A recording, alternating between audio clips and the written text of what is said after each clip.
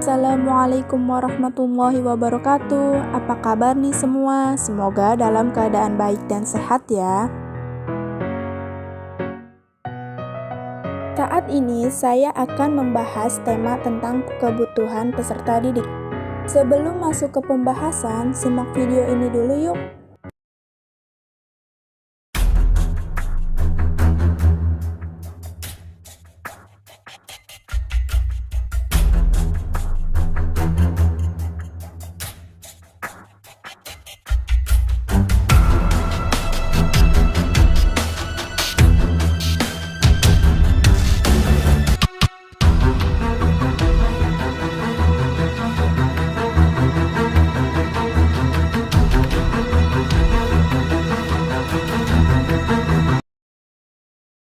Setelah menyimak video tersebut, apa yang terbesit di benak Anda?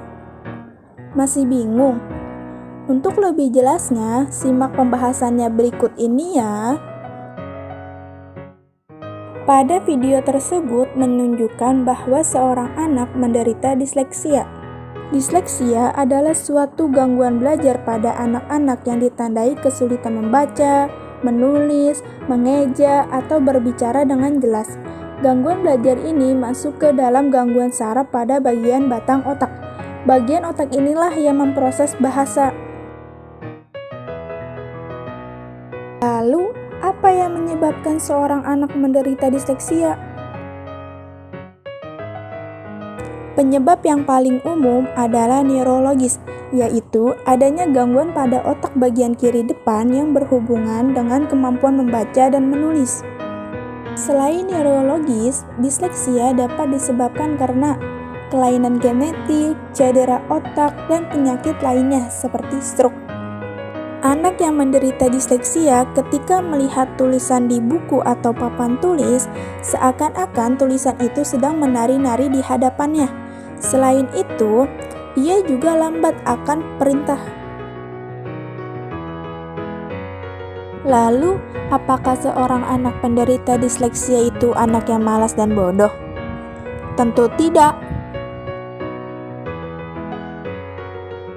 Penyebab disleksia tidak terkait dengan masalah kemampuan intelektual, kemalasan, asal-asalan dalam membaca dan menulis, serta bukan karena tidak mau belajar, tetapi karena ada satu atau beberapa gangguan. Jadi, guru tidak boleh memvonis bahwa anak yang kesulitan membaca dan menulis adalah anak yang bodoh dan malas. Anak seperti ini sangat butuh bimbingan dari orang tua dan gurunya. Jika tidak dibimbing dan dilatih dari sejak dini, maka dikhawatirkan disleksia ini akan tetap ada hingga ia dewasa. Lalu, sebagai seorang pendidik, apa yang harus dilakukan? Secara umum, setiap peserta didik memiliki kebutuhannya masing-masing. Kebutuhan tersebut berupa kebutuhan jasmani, rasa aman, rasa kasih sayang, dan penghargaan. Dikhususkan untuk anak penderita disleksia, seorang pendidik dapat memberikan bimbingan dan pelatihan secara berturut. Hal itu seperti yang pertama, berbicara kepada orang tuanya. Hal itu sangat penting untuk mengetahui masalah mental yang dialaminya. Apakah penyakit tersebut sudah ada sejak lahir ataukah adanya gangguan seperti cedera pada otaknya. Yang kedua, mendekati anak tersebut dan menghiburnya. Menjadi seorang teman akan membuat anak semakin percaya diri dan tidak merasa diasingkan. Ketiga, memberikannya motivasi ketika belajar. Motivasi ini bisa dikaitkan dengan orang yang berjasa di dunia, padahal ia memiliki kesulitan seperti anak tersebut.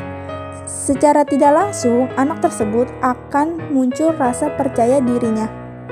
Yang keempat, yaitu melatihnya membaca dan menulis. Metode ini dapat dilakukan dengan berbagai macam cara yang menarik untuk anak tersebut. Melatih gerak tangan untuk menulis bisa menggunakan pasir atau lilin mainan dan mengenalkan apa yang dituliskannya.